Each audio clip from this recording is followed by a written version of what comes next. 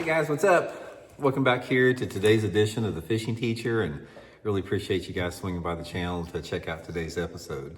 Hey guys, today we're going to be talking about fingernail polish and using fingernail polish to modify your lures. I have been doing this forever, and I've got a nice selection of fingernail polish I carry in the boat with me, and I'm sort of going to go over the different colors I have and sort of explain to you guys how I use them and what lures I use them on. So we'll get into that in today's episode. I've also, guys, real quick, I just wanted to share with you guys one of my favorite jerkbaits coming up for the winter season. We're going to be doing a lot of different stuff on jerkbaits, and that is the Silent 110. This is the Megabass Vision 110, the silent model. It doesn't have any rattles. It's got the bearings are fixed in it where they don't move. They don't go side to side. It's a quiet jerkbait in the water. And the time that you want to use the Silent 110, guys, is in tough fishing conditions. If you have heavily pressured fish, fish that are finicky, bright bluebird skies with not much wind, that's all the scenario that you want to use a silent jerkbait. Also really clear water. So I'll put the Megabass Silent 110 jerkbait link in the description of this video if you guys would like to use that link.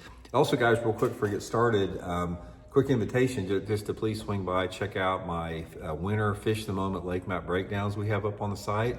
We got our winter maps up on the site for this coming winter.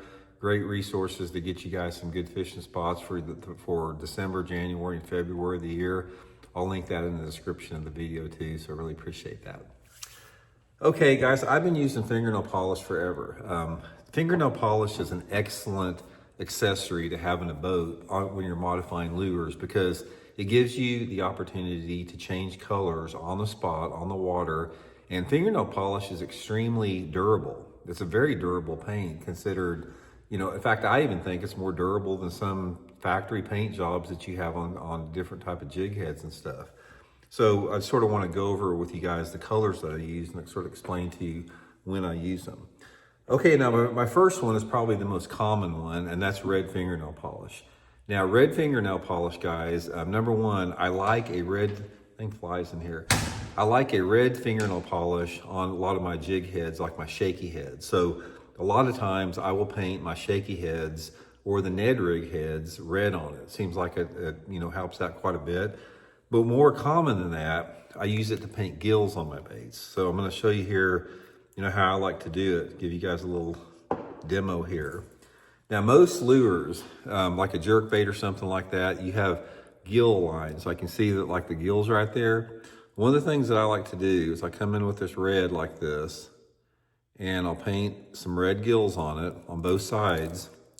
And what this does, in my opinion, it gives the fish a focal point. So by putting the red gills on it like that, instead of the fish wanting to hit the tail of the jerkbait, they tend to want to go on the head of it more. That dang fly will not stop in here. So having the red fingernail polish, it encourages the bass to hit the head of the bait more. And I got a lot of confidence and I just get a lot of bites, with the red on there. So that's the primary use for red. Okay, some other ones I have here.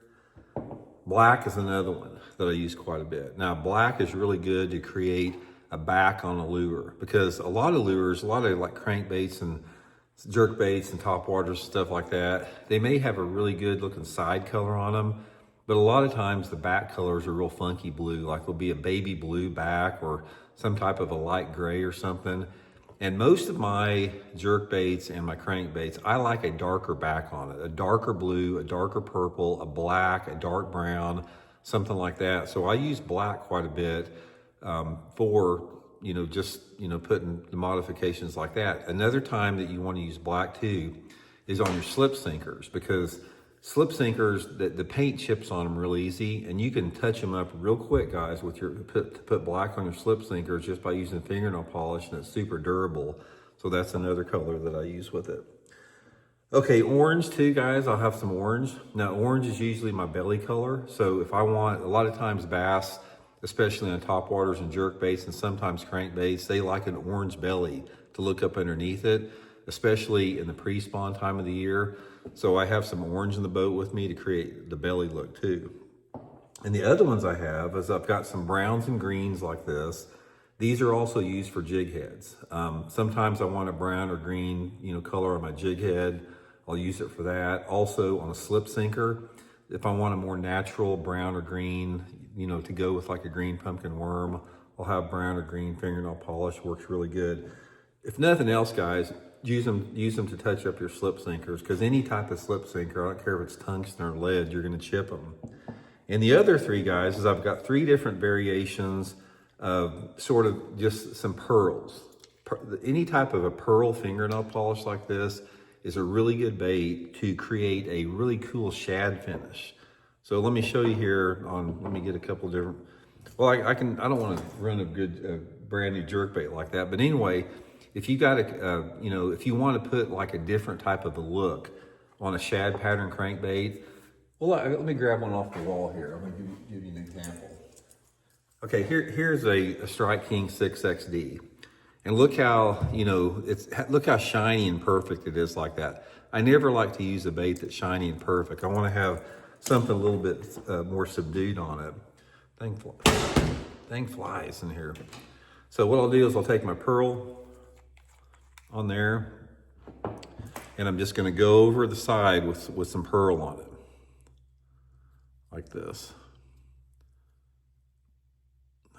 And I'm going to show you the difference in the look. I'll go around both sides of it. And one of the things that you want to do with fingernail polish, guys, is after you put it on, just sort of rub it around with your finger a little bit. Sort of blends it in a little bit.